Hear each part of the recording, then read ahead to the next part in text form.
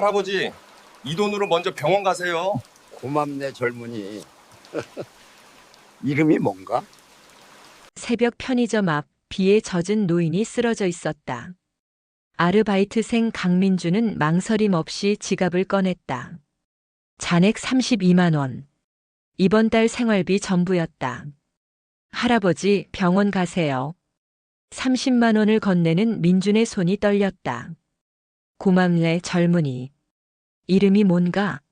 강민준입니다. 노인은 명함을 받아들고 사라졌다. 사흘 후 민준이 일하는 편의점 앞에 검은 벤틀리 5대가 멈춰 섰다. 정장을 입은 사람들이 내렸고 그 중심에 그 노인이 있었다.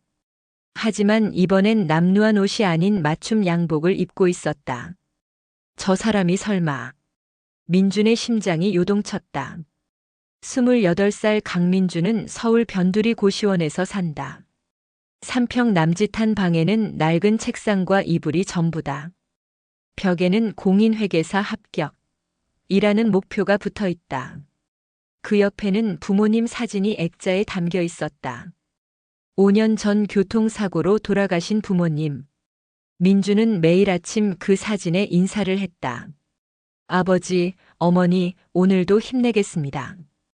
민주는 낮에는 회계학원, 밤에는 편의점 아르바이트로 하루를 보낸다. 하루 수면 시간은 4시간. 그마저도 제대로 자지 못할 때가 많았다. 버스를 타고 가다가 졸고 학원에서 졸고 편의점 계산대에서도 졸았다. 몸은 피곤했지만 포기할 수 없었다. 이것만이 가난에서 벗어날 유일한 방법이었으니까. 민준아, 오늘 야간 근무 바꿔줄 수 있어? 동료 수진이 전화를 걸어왔다. 목소리가 떨리고 있었다. 어머니가 편찮으셔서 병원에 모시고 가야 하는데. 그래, 내가 들어갈게. 걱정 마. 민주는 자신도 오늘 학원 특강이 있었지만 승낙했다.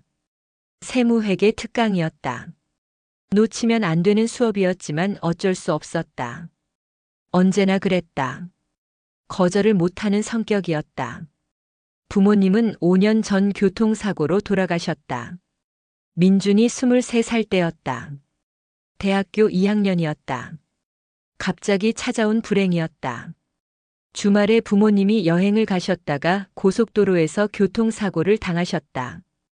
아버지는 현장에서 돌아가셨고 어머니는 사흘간 중환자실에서 버티시다가 세상을 떠나셨다. 민주는 1,000만 원이 넘는 장례 비용과 병원비를 혼자 감당해야 했다. 보험도 없었고 재산도 없었다.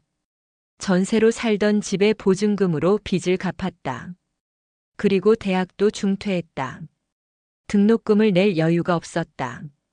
그때부터 아르바이트와 시험 공부를 병행하며 살아왔다. 5년이 지난 지금도 여전히 가난했지만 희망만큼은 잃지 않았다. 저녁 9시 편의점에 출근한 민주는 삼각김밥으로 저녁을 때웠다. 유통기한이 임박한 상품이었다. 점주 아저씨가 폐기 처분할 물건들을 민준에게 주곤 했다. 민준아, 이거라도 먹어. 버리는 것보다 낫잖아. 민주는 감사했다. 덕분에 식비를 많이 아낄 수 있었다. 계산대에 앉아 회계 문제집을 펼쳤다.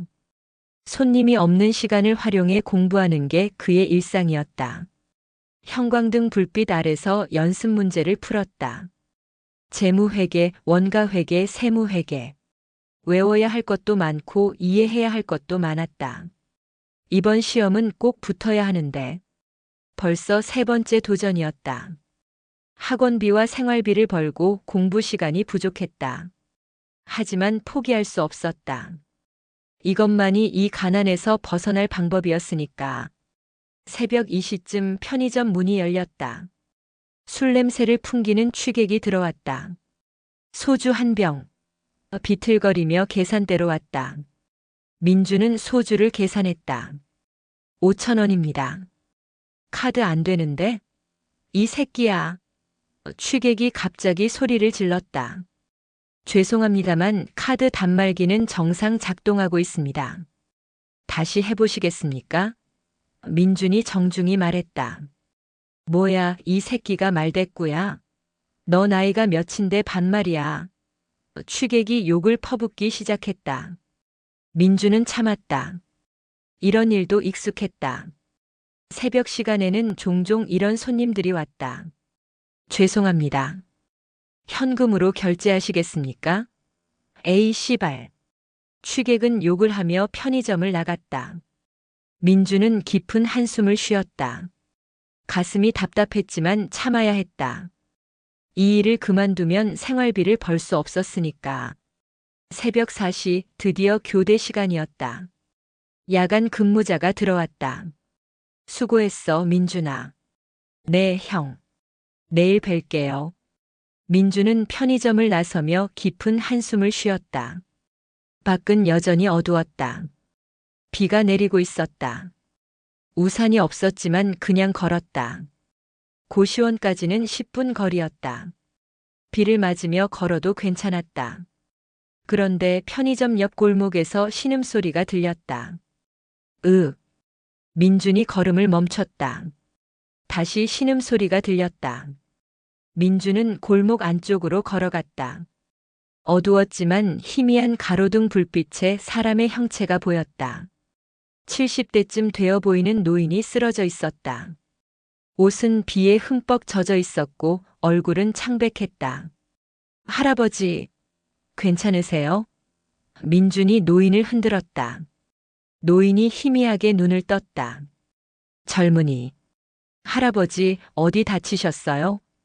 지갑을. 소매치기를 당했네. 휴대폰도. 노인의 목소리가 가늘게 떨렸다. 병원 가셔야겠어요. 민주는 즉시 119에 전화하려 했다. 하지만 노인이 손을 저었다. 구급차. 돈이 없어. 그냥 좀 쉬면 돼. 안 됩니다. 이 상태로는. 정말 괜찮아. 조금만 쉬면. 민준의 머릿속이 복잡해졌다. 지금 지갑에는 32만 원이 있었다. 이번 달 남은 생활비 전부였다. 월세는 이미 냈지만 식비와 교통비, 통신비를 내면 빠듯했다. 일주일 후면 급여일이었지만 그때까지 버티려면 이 돈이 필요했다. 하지만 노인의 떨리는 손을 보자 결심이 섰다. 사람 목숨이 더 중요했다. 할아버지, 제가 택시비 드릴게요. 병원 가세요. 민주는 지갑에서 30만 원을 꺼냈다. 10,000원짜리 지폐 30장이었다. 이게 너무 많은데. 노인이 놀란 표정으로 민준을 봤다. 괜찮아요. 응급실 가시면 진료비도 필요하잖아요. 이 정도는 있어야 해요. 민준이 노인의 손에 돈을 쥐어줬다. 노인이 민준의 손을 꼭 잡았다. 눈물이 흘렀다. 정말 고맙네. 이름이 뭔가? 강민준입니다. 강민준. 꼭 기억하겠네. 연락처를 알 수 있을까? 꼭 갚고 싶네. 민주는 주머니에서 편의점 명함을 꺼냈다. 거기에는 편의점 전화번호와 주소가 적혀 있었다. 여기로 연락주세요. 하지만 급하게 갚으실 필요는 없어요. 할아버지 건강이 먼저예요. 노인은 명함을 소중히 받아들었다. 손이 떨려서 제대로 잡지도 못했다. 은혜를 꼭 갚겠네. 꼭. 민주는 노인을 일으켜 세워 큰 길까지 부축했다. 다행히 택시가 지나가고 있었다. 민준이 손을 들어 택시를 세웠다. 기사님, 이분 병원에 모셔다 주세요. 알겠습니다. 민준은 노인을 택시에 태웠다. 노인이 창문을 열고 민준을 봤다. 고맙네. 정말. 택시가 출발했다. 민주는 그 모습을 지켜봤다. 고시원으로 돌아온 민주는 지갑을 열어봤다. 2만 원만 남아 있었다. 1,000원짜리 10장, 5,000원짜리 2장. 이번 달은 정말 쪼개 써야겠네. 한숨이 나왔지만 후회는 없었다. 사람 하나 살렸다는 생각에 오히려 마음이 편했다. 침대에 누워 천장을 봤다. 낡은 천장에 곰팡이가 피어 있었다. 아버지, 제가 잘한 거죠? 중얼거렸다. 대답은 없었지만 잘했다는 확신이 들었다. 다음 날 아침 민주는 학원으로 향했다. 교통비를 아끼기 위해 1시간을 걸어갔다. 아침 7시부터 걷기 시작해서 8시에 학원에 도착했다. 다리가 아팠지만 참았다. 버스비 3,000원이 아까웠다. 배는 고팠지만 아침은 거르기로 했다. 편의점 삼각김밥 하나가 1,500원이었다. 그것도 아까웠다. 민준이 형, 어제 특강 왜 안 왔어? 나 같은 반수강생 재혁이 물었다. 재혁은 민준보다 2살 어렸지만 이미 1차 시험에 합격한 수재였다. 미안, 급한 일이 생겨서. 세무회계 특강이었는데 중요한 내용 많이 나왔어. 내가 필기한 거 복사해 줄까? 정말? 고마워. 민준이 환하게 웃었다. 재혁은 집안이 부유했다. 아버지가 중견기업 임원이었다. 강남에 아파트도 있고 외제차도 몇 대 있다고 했다. 공부도 잘했다. 민준과는 정반대였지만 둘은 묘하게 친했다. 재혁은 민준의 성실함을 좋아했고 민준은 재혁의 순수함을 좋아했다. 형 요즘 안색이 안 좋은데? 밥은 먹고 다녀? 재혁이 걱정스러운 눈빛으로 물었다. 응, 잘 먹고 다녀. 걱정 마. 민주는 웃으며 거짓말을 했다. 사실 어제 저녁 삼각김밥 이후로 아무것도 먹지 않았다. 지금도 배가 고팠다. 하지만 티를 낼 수 없었다. 동정받고 싶지 않았다. 수업이 시작됐다. 강사가 재무회계 이론을 설명했다. 민주는 열심히 필기했다. 하지만 수업 중에 배에서 꼬르륵 소리가 났다. 민주는 부끄러워 책으로 배를 가렸다. 옆에 앉은 재혁이 민준을 쳐다봤다. 민주는 괜찮다는 듯이 웃었다. 재혁은 아무 말 하지 않았지만 뭔가 알아챈 것 같았다. 강사의 목소리가 귓가를 스쳤지만 집중이 안 됐다.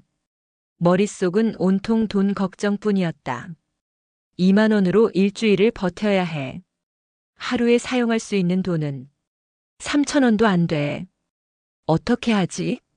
계산을 해봤지만 막막했다. 교통비만 해도 하루 왕복 6,000원이었다. 걸어 다녀야 했다. 밥도 하루에 한 끼만 먹어야 했다.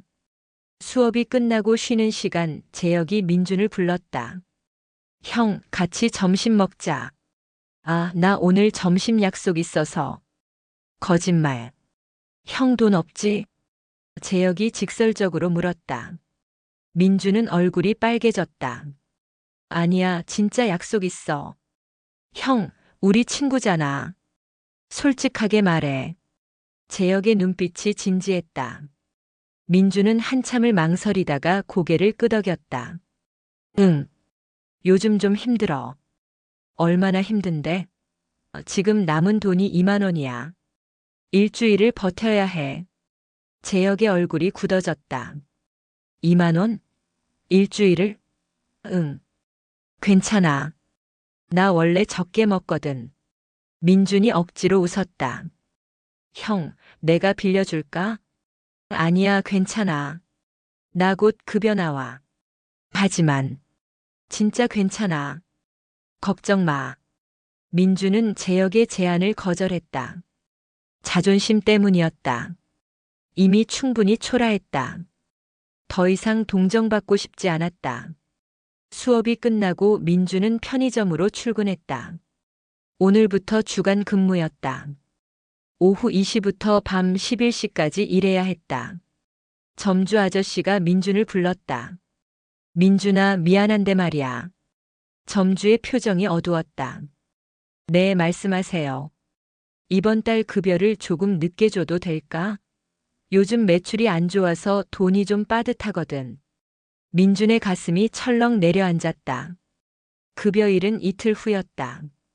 그걸로 다음 달 생활비를 충당하려 했는데 언제쯤 받을 수 있을까요? 한 일주일만. 아니, 열흘 정도? 정말 미안하다. 점주의 표정도 편치 않았다. 편의점 사정이 어려운 걸 민준도 알고 있었다. 요즘 주변에 대형마트가 생겨서 손님이 많이 줄었다. 알겠습니다. 천천히 주세요. 민주는 고개를 끄덕였다. 거절할 수 없었다. 점주도 사정이 어려운 걸 알고 있었으니까. 하지만 막막했다. 일주일을 2만 원으로 버티기도 힘든데 이제 열흘 이상을 버텨야 했다. 어떻게 하지? 한숨이 나왔다. 저녁 시간 손님이 몰려들었다. 민주는 쉴 틈 없이 계산하고 물건을 정리했다. 도시락을 데우고 담배를 건네고 택배를 접수받았다. 손님들의 얼굴이 흐릿하게 보였다. 어지러웠다. 그러다 비틀거렸다. 저혈당이었다. 아침부터 아무것도 먹지 않았던 것이다. 잠깐만요. 민준이 계산대를 잡고 버텼다. 눈앞이 깜깜해졌다. 귀에서 윙윙 소리가 났다. 그때 누군가 민준을 부축했다. 괜찮아요? 부드러운 여자 목소리였다. 민준이 정신을 차렸다. 20대 후반의 여자가 민준을 부축하고 있었다. 단정한 옷차림에 따뜻한 눈빛이었다. 죄송합니다. 괜찮아요. 민준이 일어섰다. 하지만 다리에 힘이 없었다. 얼굴이 새하얀데요? 밥은 드셨어요? 여자가 걱정스럽게 물었다.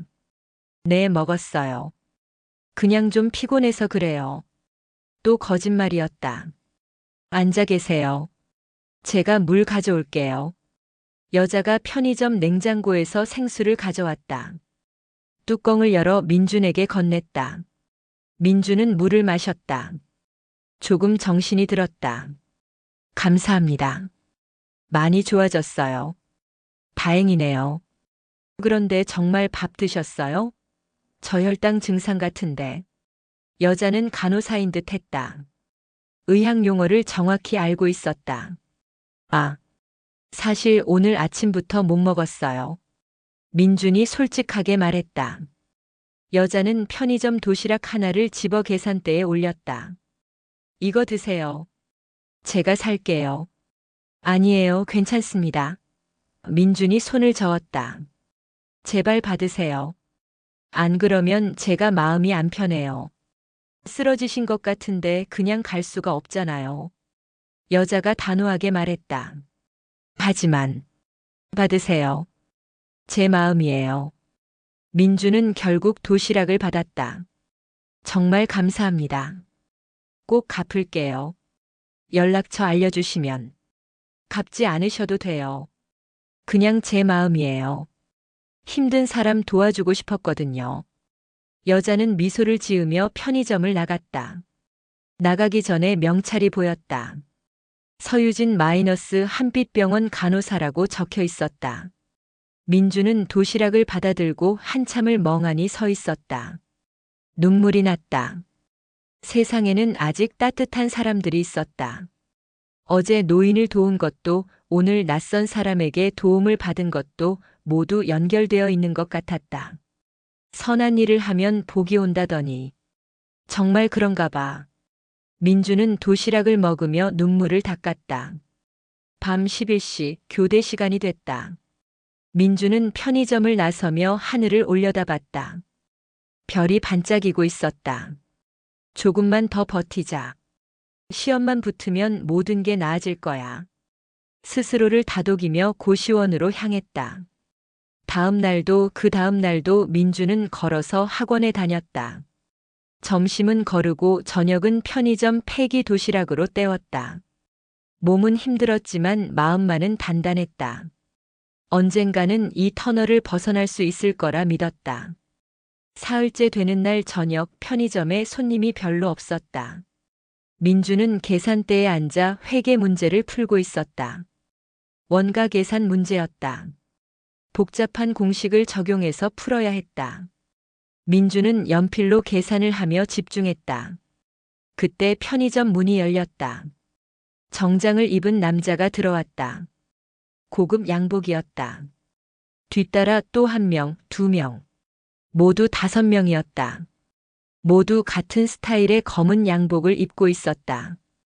마치 영화에 나오는 경호원 같았다. 편의점 안 분위기가 순식간에 바뀌었다. 강민준 씨 계십니까? 맨 앞에 남자가 물었다. 목소리가 단단했다.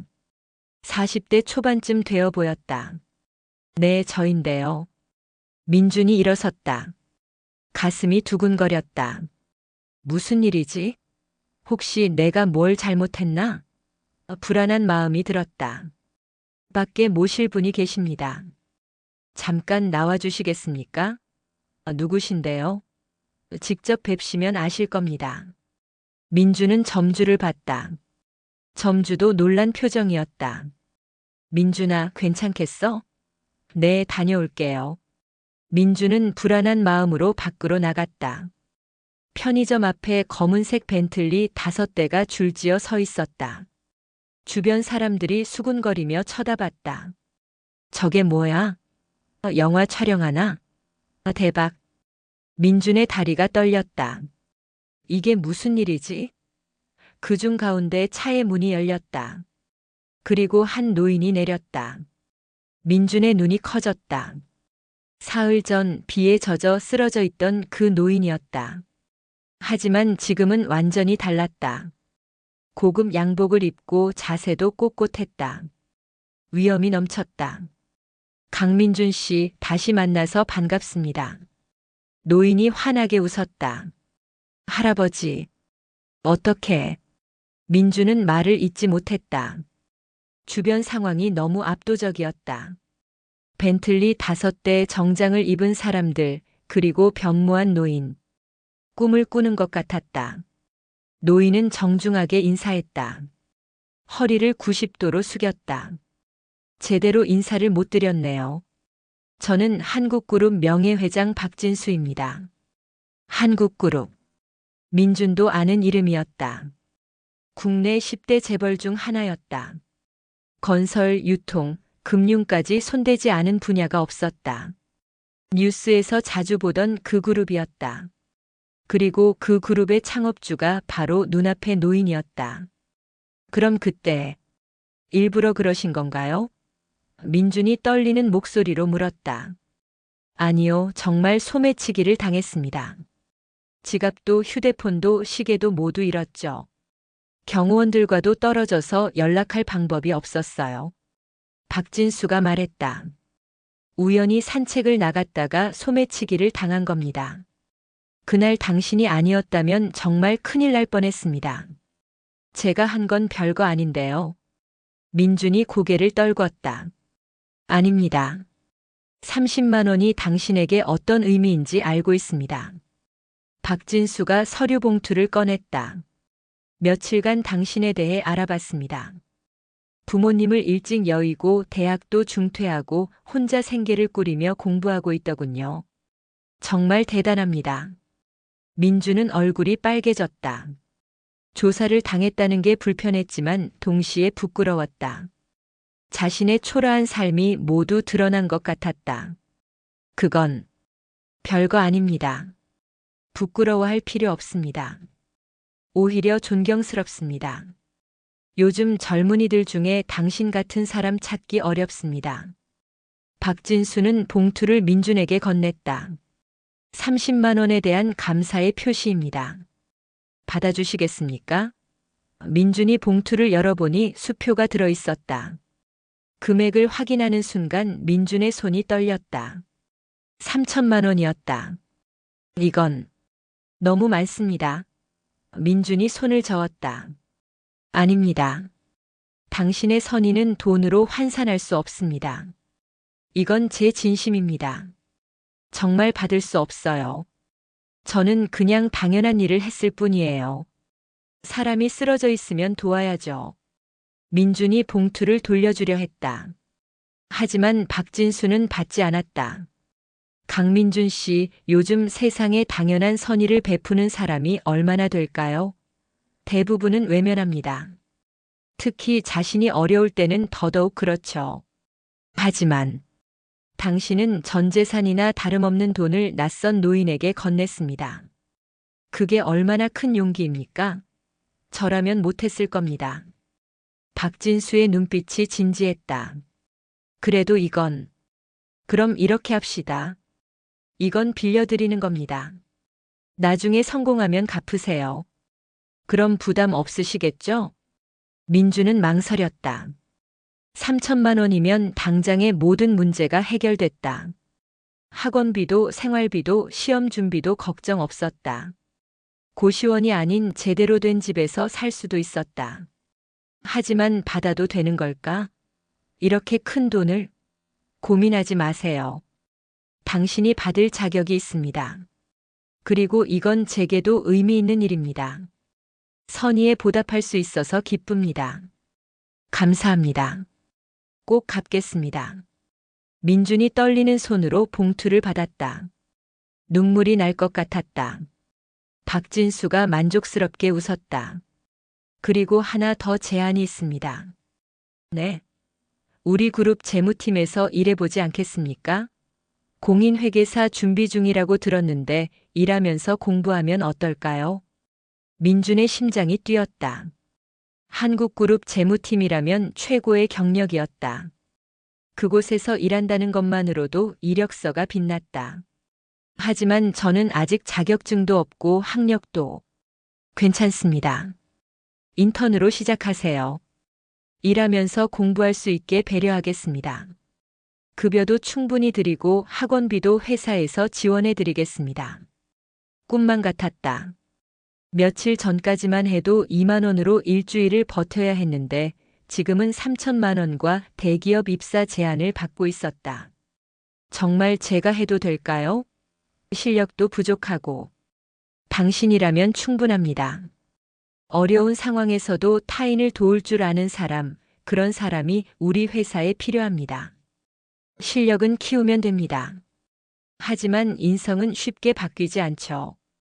감사합니다. 열심히 하겠습니다. 민준이 깊게 고개를 숙였다. 박진수가 민준의 어깨를 토닥였다. 월요일에 본사로 오세요. 제 비서가 안내할 겁니다. 모든 준비는 제가 해놓겠습니다. 네, 회장님. 벤틀리들이 출발했다. 민주는 멍하니 그 모습을 바라봤다. 손에는 3천만 원짜리 수표가 들려 있었다. 꿈인가 싶어 뺨을 꼬집어 봤다. 아팠다. 현실이었다. 편의점으로 돌아온 민주는 계산대에 주저앉았다. 눈물이 흘렀다. 기쁨의 눈물이었다. 아버지, 어머니. 저 이제 괜찮을 것 같아요. 정말 괜찮을 것 같아요. 하늘을 올려다보며 중얼거렸다. 점주가 다가왔다. 민준아, 무슨 일이야? 저 사람들이 누구야? 민주는 지난 며칠간의 일을 설명했다. 점주는 믿을 수 없다는 표정이었다. 세상에. 그런 일이. 네. 저도 아직 믿기지 않아요. 민준아, 넌 복받을 애야. 착하니까. 항상 그렇게만 살아. 점주가 민준의 손을 꼭 잡았다.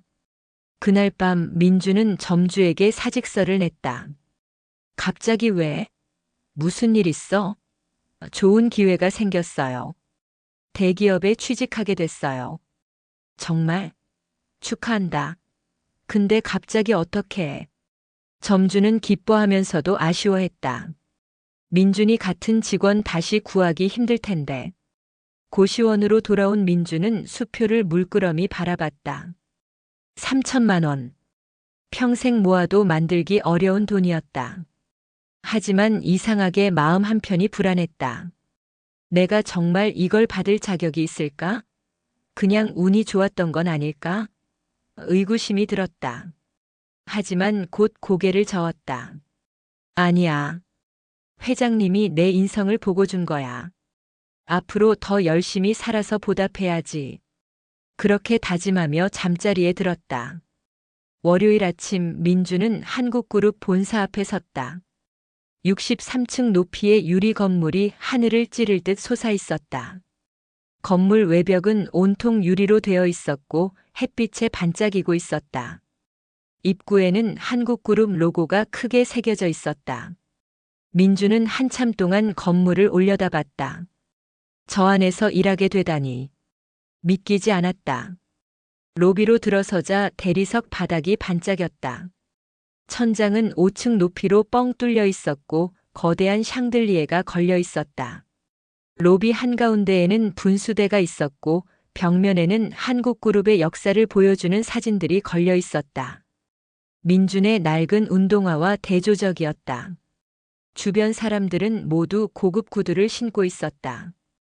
강민준 씨 맞으시죠? 정장을 입은 여자가 다가왔다. 30대 초반쯤 되어 보였다. 완벽한 화장에 단정한 헤어스타일이었다.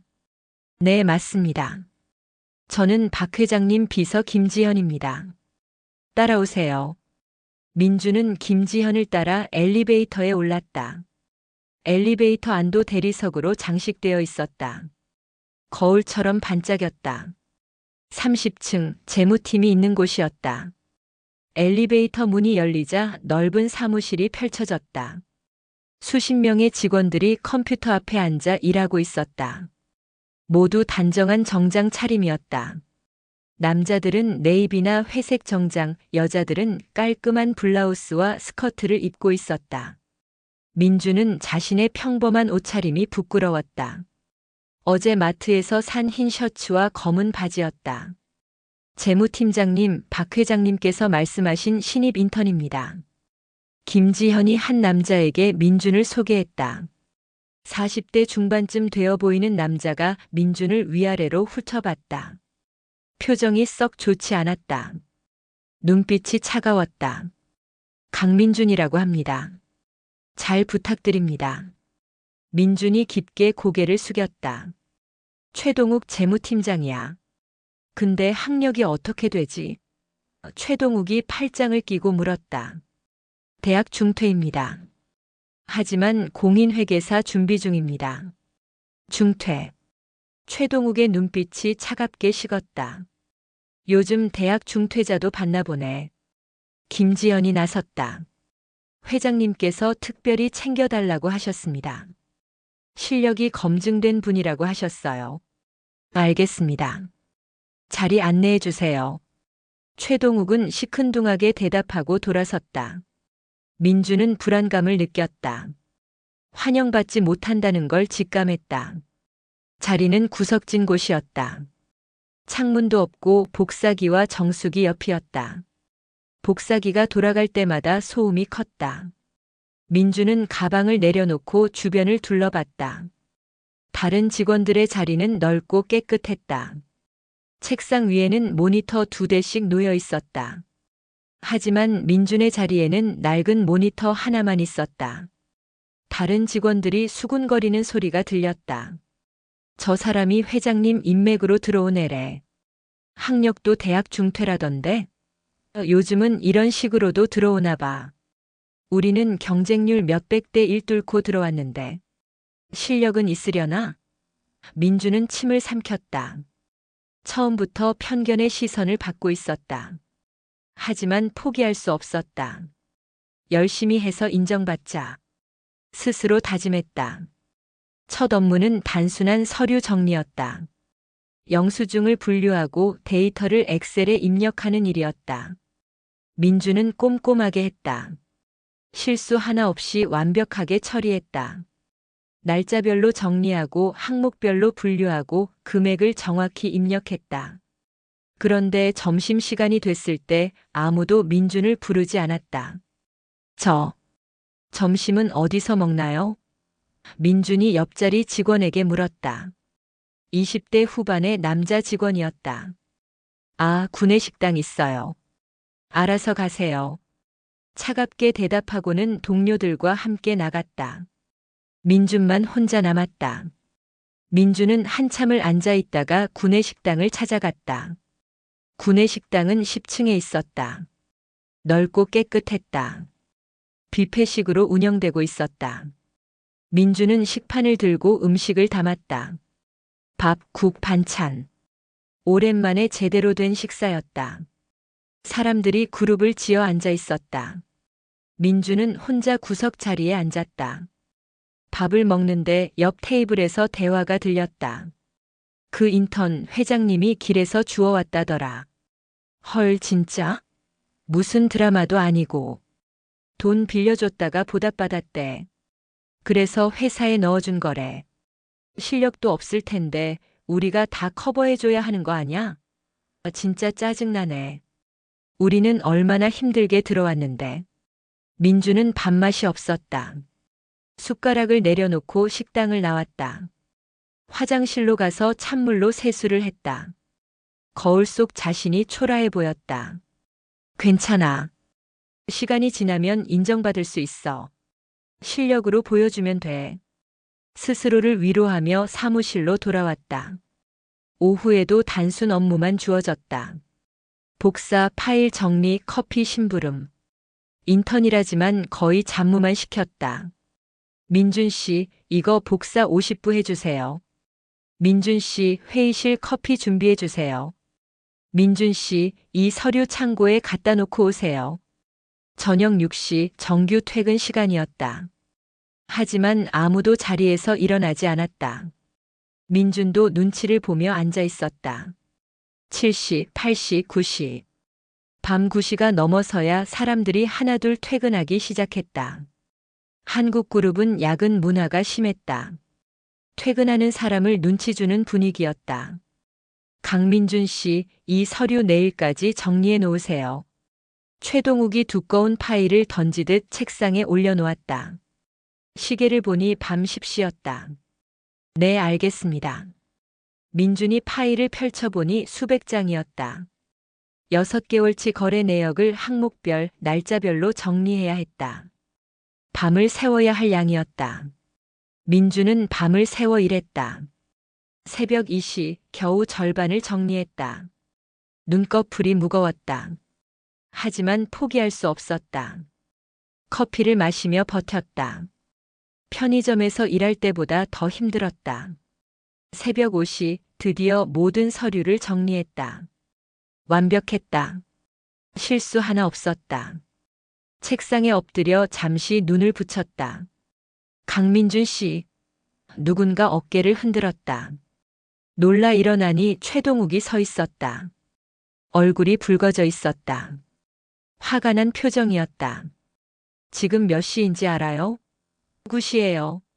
회사에서 자면 어떡해요? 죄송합니다. 서류 정리하다가. 다 했어요? 최동욱이 파일을 집어들었다. 페이지를 넘기며 확인했다. 표정이 조금 누그러졌다. 실수 하나 없이 완벽하게 정리되어 있었으니까. 항목별로 색깔까지 구분해서 정리했다. 잘했네요. 그래도 회사에서 자는 건 안 돼요. 이해했죠? 네, 죄송합니다. 다시는 그러지 않겠습니다.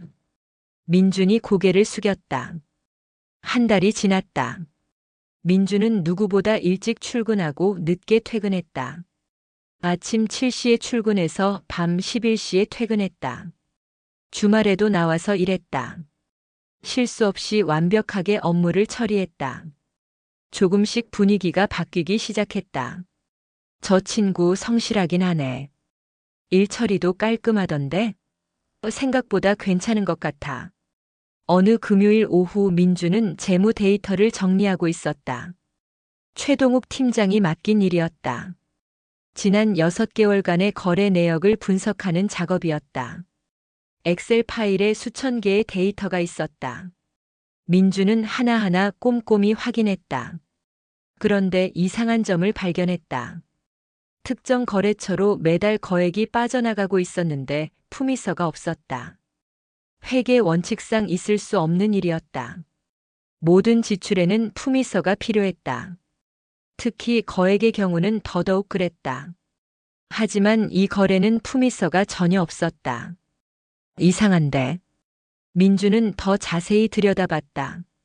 금액은 매달 5천만 원씩 6개월간 총 3억 원이었다. 거래처 이름은 대한컨설팅이었다. 민주는 이 회사에 대해 들어본 적이 없었다. 인터넷으로 검색해봤지만 홈페이지도 없었다. 사업자 등록번호로 조회해봤더니 등록은 되어 있었다. 하지만 직원도 없고 사무실 주소도 허위였다. 민주는 고민했다. 이걸 보고해야 하나? 하지만 최동욱 팀장이 싫어할 게 뻔했다. 자기 관리 소홀을 지적받는 셈이니까.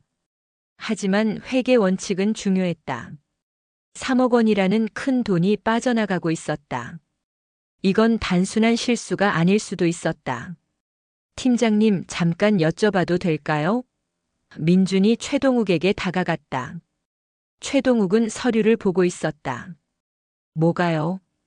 짜증 섞인 목소리였다. 이 거래처인데요. 대한컨설팅이라고.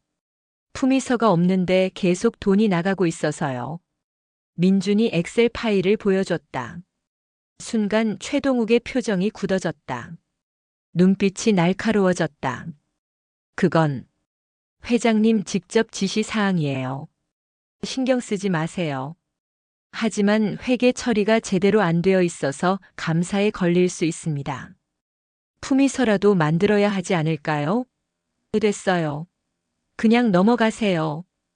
최동욱이 버럭 소리를 질렀다. 사무실이 조용해졌다. 모두가 이쪽을 쳐다봤다. 민주는 뒤로 물러섰다.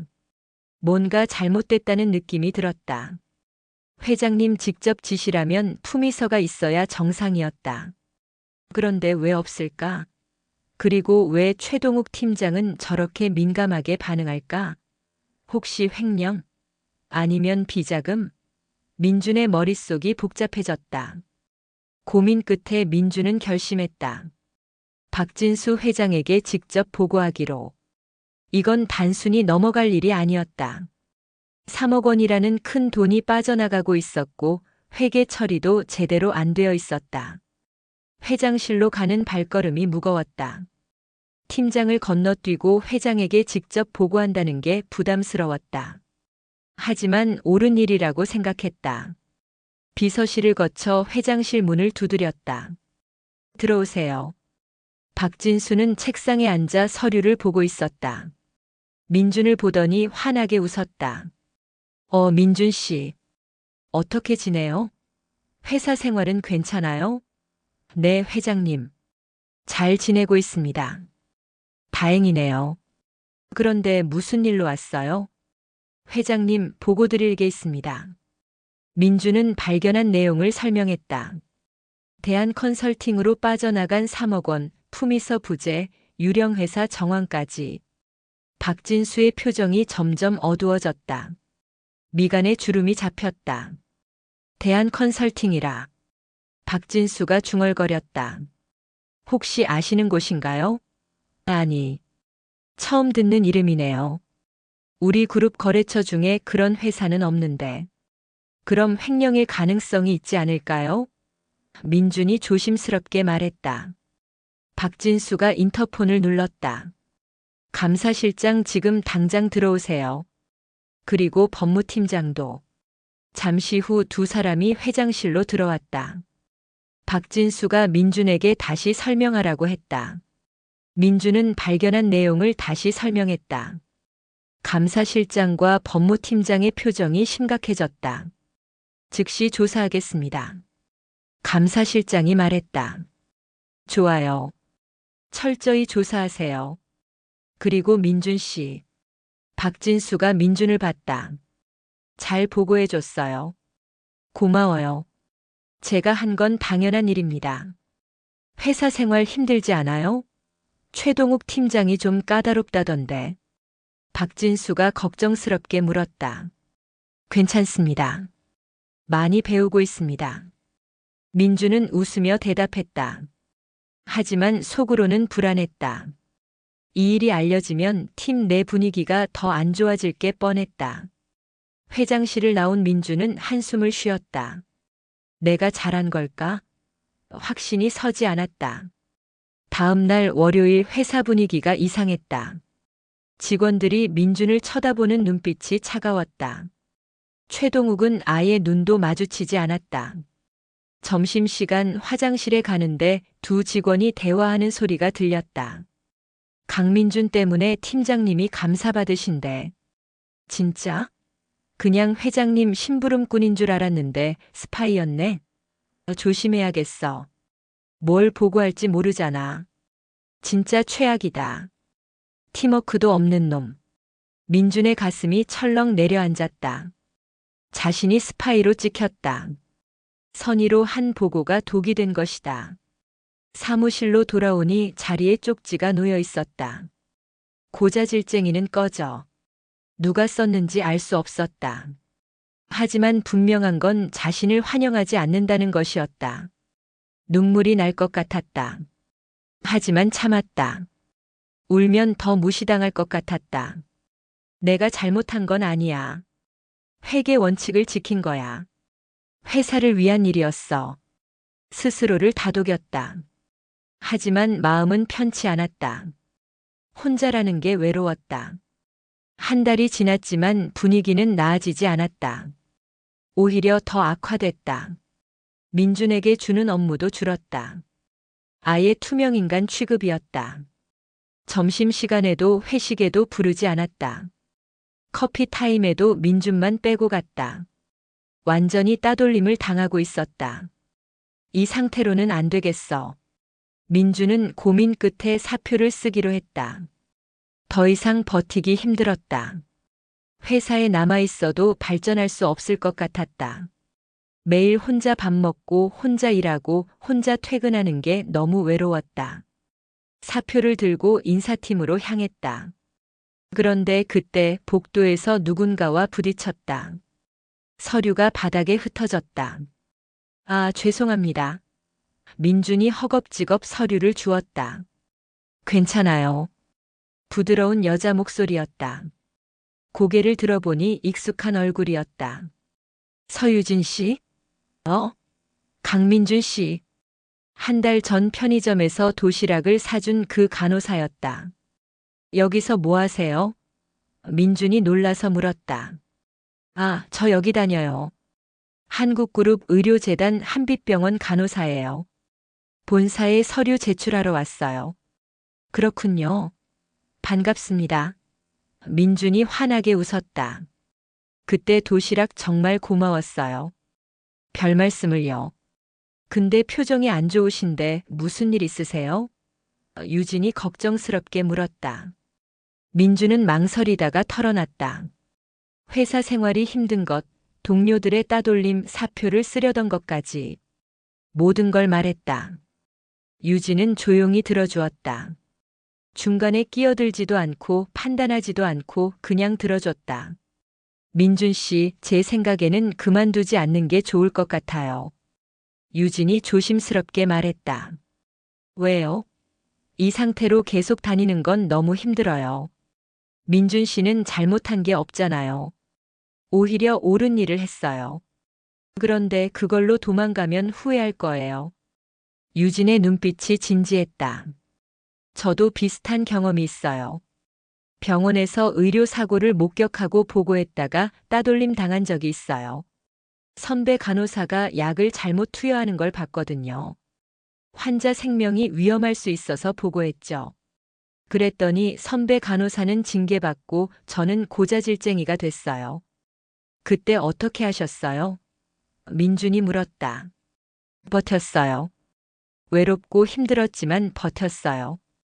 시간이 지나니까 진실은 드러나더라고요. 제가 보고한 게 옳았다는 걸 모두가 인정했어요. 그 선배 간호사는 결국 병원을 그만뒀고 저는 환자 안전을 지킨 간호사로 인정받았어요. 유진이 민준의 손을 꼭 잡았다. 조금만 더 버티세요. 지금은 힘들겠지만 시간이 지나면 민준 씨가 옳았다는 게 증명될 거예요. 그러니까 포기하지 마세요. 민준 씨 같은 사람이 필요해요. 민준은 눈물이 날 것 같았다. 한 달 만에 처음으로 위로받는 기분이었다. 고맙습니다, 유진 씨. 정말 고맙습니다. 힘들 때 연락하세요.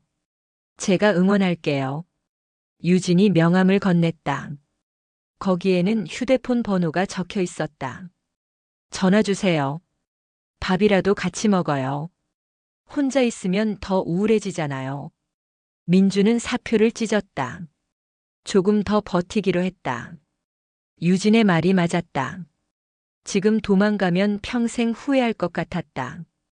다음 날부터 더 열심히 일했다. 아무도 말을 걸지 않아도 업무를 안 줘도 스스로 할 일을 찾았다. 회계 시스템을 분석하고 개선안을 만들었다. 회사의 회계 시스템은 오래됐다. 비효율적인 부분이 많았다. 민주는 그걸 개선할 방법을 연구했다. 밤늦게까지 남아서 시스템을 분석했다. 주말에도 도서관에 가서 회계 시스템 관련 책을 읽었다. 그리고 2주 만에 개선안을 만들어냈다. 회계 시스템 효율화 방안이라는 제목의 보고서였다. 30페이지 분량이었다. 현재 시스템의 문제점, 개선 방안, 기대 효과까지 상세히 적었다. 민주는 이 보고서를 박진수 회장에게 직접 제출했다. 회장 비서실을 통해서였다. 2주 후 민준이 만든 개선안이 경영회의에 올라갔다. 박진수 회장이 직접 검토했다. 경영진이 모두 모인 자리였다. 이거 누가 만들었죠? 박진수가 물었다. 재무팀 인턴 강민준입니다. 비서가 대답했다. 대단한데요? 이걸 실행하면 연간 수억 원을 절감할 수 있겠어요. 업무 효율도 30% 이상 올라갈 것 같고. 박진수가 보고서를 넘기며 감탄했다. 인턴이 이런 걸 만들었다고. 정직원들은 뭐 했어? 한 임원이 물었다. 회의 후 박진수가 민준을 불렀다. 정말 잘했어요, 민준 씨. 이 개선안 실행하기로 했어요. 감사합니다, 회장님. 그리고 이번 달부터 정직원으로 발령 내겠습니다. 인턴 기간은 충분했어요. 정말입니까? 민준의 눈이 커졌다. 네. 그리고 최동욱 팀장 문제 해결됐어요. 감사 결과 횡령이 맞았습니다.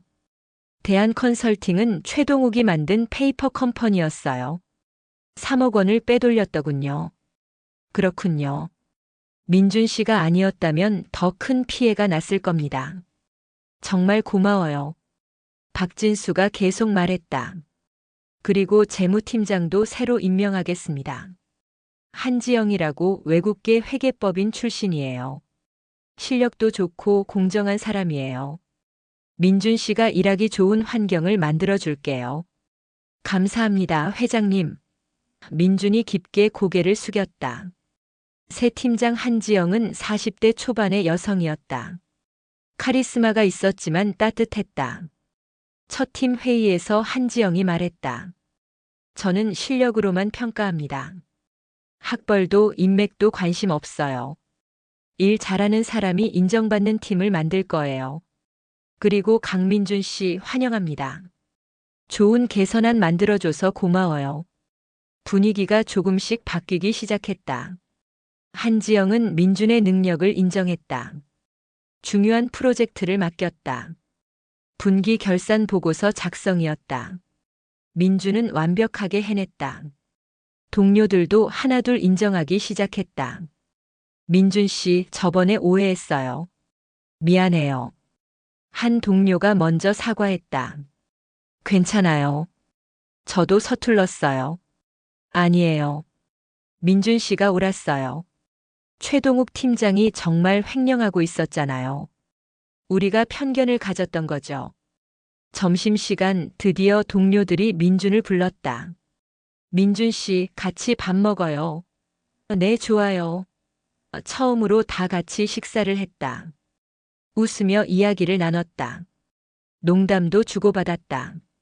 민준은 행복했다. 드디어 팀의 일원이 된 기분이었다. 6개월이 흘렀다. 민준은 재무팀의 핵심 인재로 성장했다.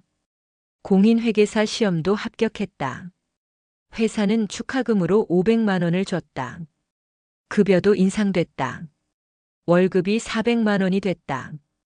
이제 고시원이 아닌 작은 원룸에서 살았다. 가구도 새로 샀다. 침대, 책상, 옷장. 처음으로 제대로 된 집에서 사는 기분이었다. 하지만 민주는 변하지 않았다. 여전히 겸손했고 동료들을 도왔다. 후배 인턴들이 들어오면 먼저 챙겼다. 힘들면 언제든 말해요. 제가 도와줄게요. 저도 인턴 때 힘들었거든요. 자신이 겪었던 외로움을 다른 사람은 겪지 않게 하고 싶었다. 어느 날 박진수 회장이 민준을 불렀다. 민준 씨, 제안이 있어요. 말씀하세요, 회장님. 박진수의 표정이 진지했다. 우리 그룹에서 장학재단을 만들려고 해요. 어려운 환경의 학생들을 돕는 재단이죠.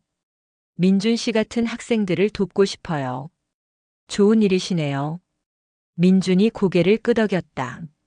민준 씨가 이사로 참여해 주세요. 실무를 총괄해 주시면 좋겠어요. 제가요? 네. 민준 씨처럼 어려움을 겪어본 사람이 진심으로 도울 수 있어요. 누가 정말 도움이 필요한지, 어떤 지원이 필요한지 가장 잘 아는 사람은 민준 씨예요. 민준은 고민했다. 재무팀 일도 바쁜데 재단 일까지 할 수 있을까? 하지만 마음 한편으로는 하고 싶었다. 과거의 자신처럼 힘든 사람들을 돕고 싶었다. 하겠습니다, 회장님. 영광입니다. 고마워요. 급여는 별도로 드리겠습니다. 아니요, 급여는 사양하겠습니다. 대신 그 돈을 장학금으로 써주세요. 민준의 말에 박진수가 감동했다. 정말 변하지 않았네요, 민준 씨. 그게 바로 제가 민준 씨를 좋아하는 이유예요. 한국희망재단이 출범했다. 민준은 이사로서 장학생 선발부터 관리까지 총괄했다. 첫 장학생은 50명이었다. 모두 민준처럼 어려운 환경의 학생들이었다. 부모님을 잃은 학생, 한부모 가정 학생, 경제적으로 어려운 학생들이었다. 장학증서 수여식 날 민준은 단상에 올랐다. 50명의 학생들이 민준을 바라봤다. 희망과 불안이 섞인 눈빛이었다. 여러분, 저도 여러분과 같았습니다. 부모님을 일찍 여의고 홀로 생계를 꾸리며 공부했죠. 힘들었습니다. 정말 힘들었습니다. 매일 밤 울었고 포기하고 싶었습니다. 학생들이 민준을 바라봤다. 눈빛에 공감이 담겨 있었다. 하지만 포기하지 않았습니다. 그리고 누군가의 도움을 받았습니다.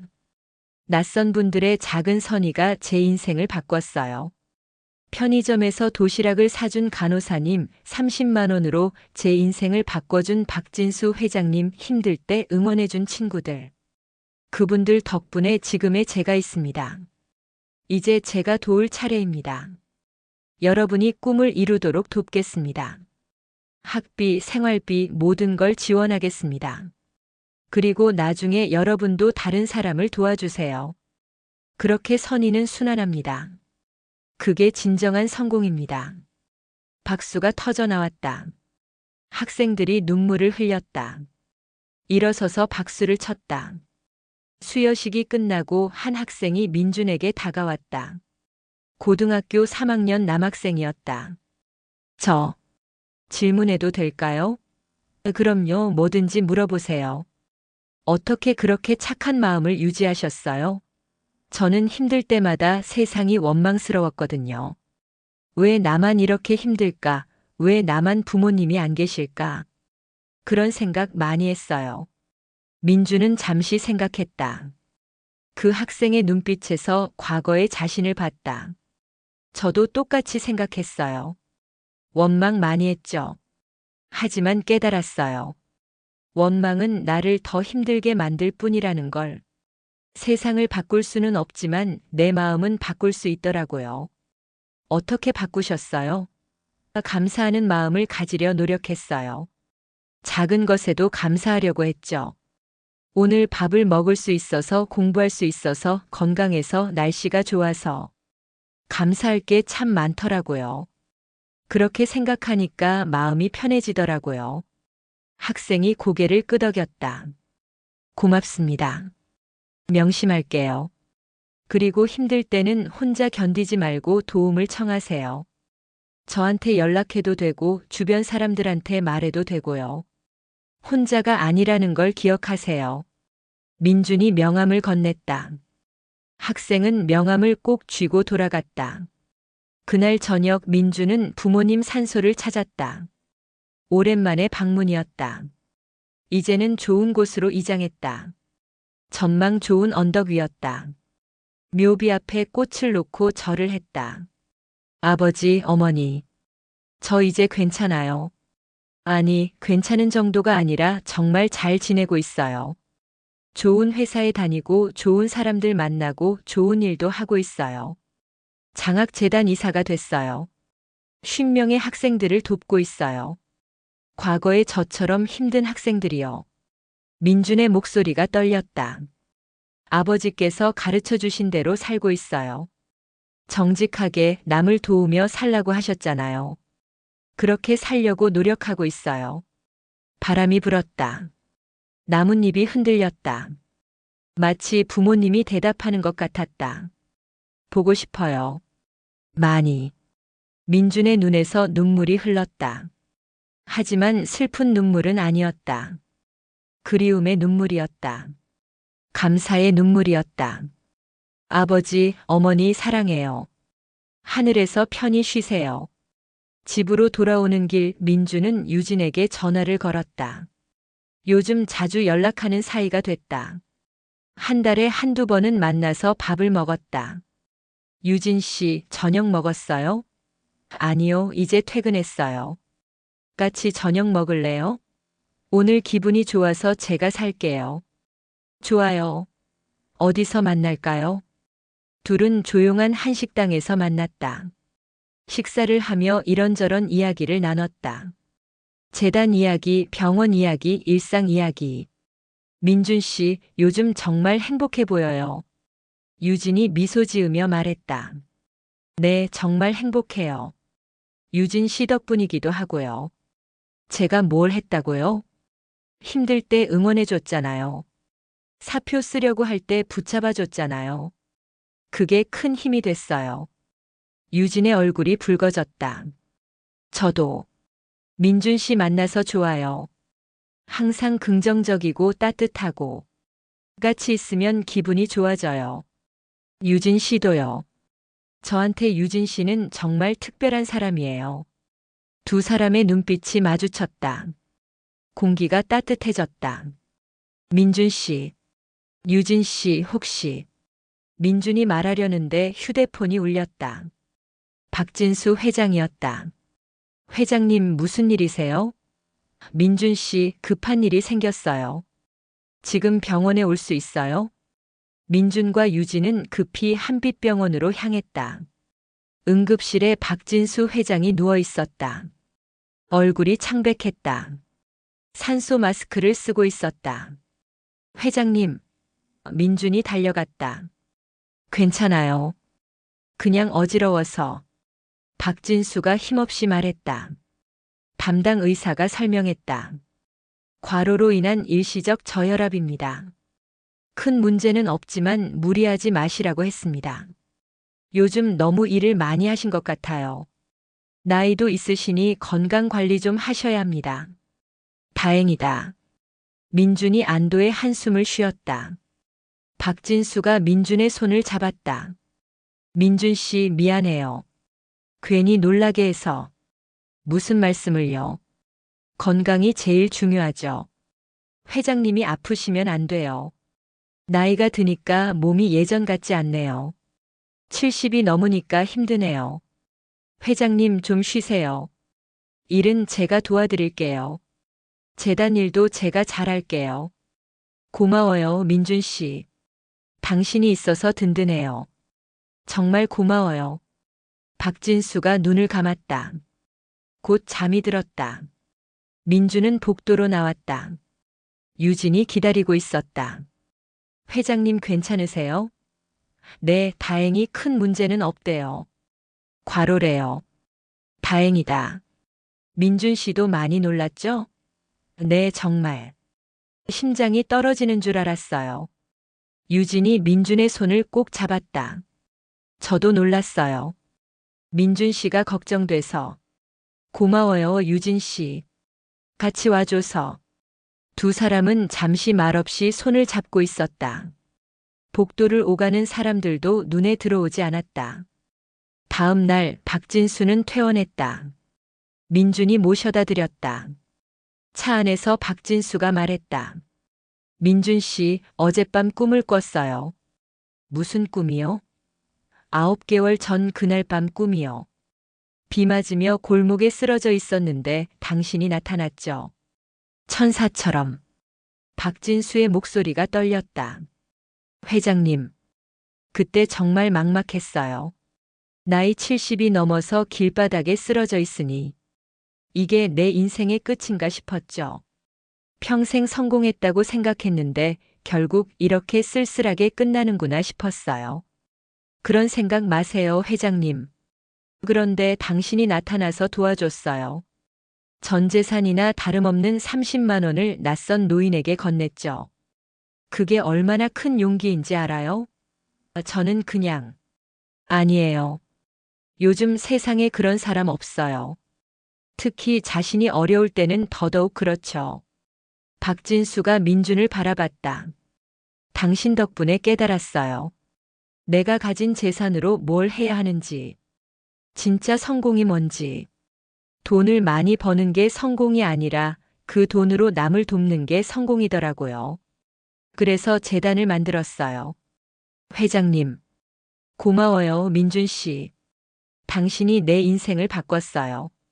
70년을 살면서 진짜 중요한 게 뭔지 몰랐는데 당신이 가르쳐 줬어요. 민준의 눈에 눈물이 맺혔다. 저야말로 회장님께 감사드려요.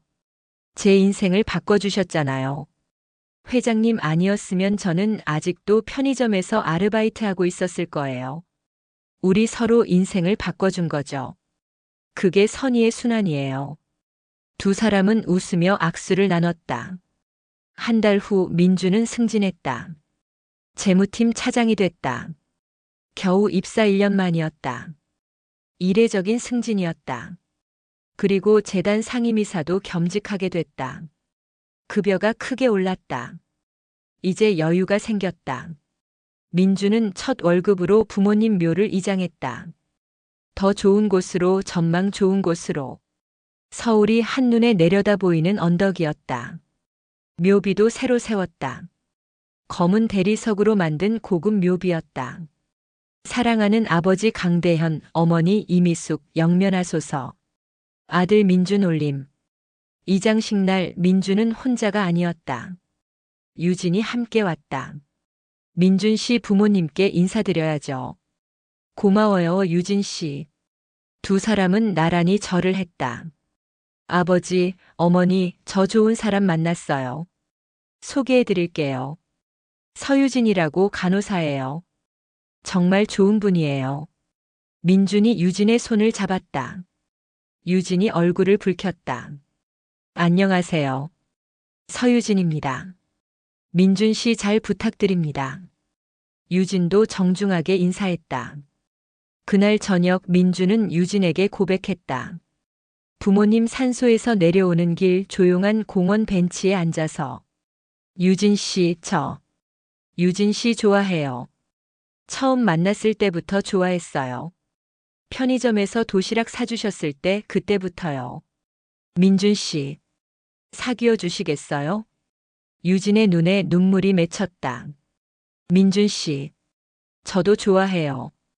오래전부터, 처음 만났을 때부터 특별한 사람이라고 생각했어요. 두 사람은 서로를 껴안았다. 공원에 석양이 지고 있었다. 따뜻한 봄바람이 불었다. 1년 후 민준과 유진은 결혼했다. 작은 결혼식이었지만 따뜻했다. 박진수 회장도 참석했다. 주례를 서주었다. 신랑 강민준 씨는 제가 길에서 만난 천사입니다. 하객들이 웃었다. 30만 원으로 제 인생을 바꿨죠. 그리고 저도 민준 씨 인생을 바꿨습니다. 이렇게 선의는 순환합니다. 주는 만큼 받게 되어 있습니다. 박수가 터져 나왔다. 신부 서유진 씨는 민준 씨가 힘들 때 응원해준 분입니다. 도시락 하나로 용기를 주셨죠. 작은 선의가 큰 사랑이 됐습니다. 두 분의 결혼을 진심으로 축하합니다. 앞으로도 선의를 베푸며 사세요. 그게 진정한 행복입니다. 유진이 눈물을 닦았다. 민준도 울고 있었다. 신랑 신부가 절을 했다. 하객들이 박수를 보냈다. 피로 연후 민주는 조용히 밖으로 나왔다. 하늘을 올려다봤다. 별이 반짝이고 있었다. 아버지, 어머니 보고 계세요? 저 결혼했어요. 정말 좋은 사람 만났어요. 행복해요. 정말 행복해요. 유진이 다가와 민준의 손을 잡았다. 뭐 해요, 신랑? 별 보고 있었어요. 부모님께 인사하려고. 같이 할게요. 두 사람은 나란히 하늘을 봤다. 민준 씨, 앞으로 우리 어떻게 살까요? 유진 씨처럼 살고 싶어요. 남을 도우며 감사하며 사랑하며. 저도요. 민준 씨처럼. 두 사람은 웃으며 서로를 바라봤다. 그날 밤 민준은 일기를 썼다. 9개월 전 30만 원을 건넸다. 그것이 내 인생을 바꿨다. 회장님을 만났고 유진을 만났고 진정한 행복을 찾았다. 선의는 결코 헛되지 않는다. 언젠가 돌아온다. 때로는 예상치 못한 방식으로. 나는 앞으로도 선의를 베풀며 살 것이다. 그것이 진정한 성공이니까. 일기를 덮고 민주는 침대에 누웠다. 옆에는 유진이 자고 있었다. 평화로운 얼굴이었다. 민주는 유진의 머리를 쓰다듬으며 속삭였다. 사랑해요, 유진 씨. 평생 행복하게 해줄게요. 창밖으로 달빛이 들어왔다. 민주는 눈을 감았다. 내일도 모레도 앞으로도 좋은 일만 있을 것 같았다. 선의를 베푼 사람에게는 반드시 복이 온다. 민주는 그것을 믿었다. 그리고 그 믿음은 틀리지 않았다. 30만 원으로 시작된 기적은 계속됐다. 민주는 더 많은 사람을 도왔고 더 많은 사람이 민준을 사랑했다. 선의의 순환이 계속됐다. 이것이 강민준의 이야기다. 가난했지만 따뜻했고 힘들었지만 포기하지 않았고 결국 행복을 찾은 한 청년의 이야기. 당신도 할 수 있다. 작은 선의 하나면 충분하다. 그것이 당신의 인생을 바꿀 것이다. 다른 이야기가 궁금하시면 구독과 좋아요를 눌러주세요. 영상 제작에 큰 힘이 됩니다.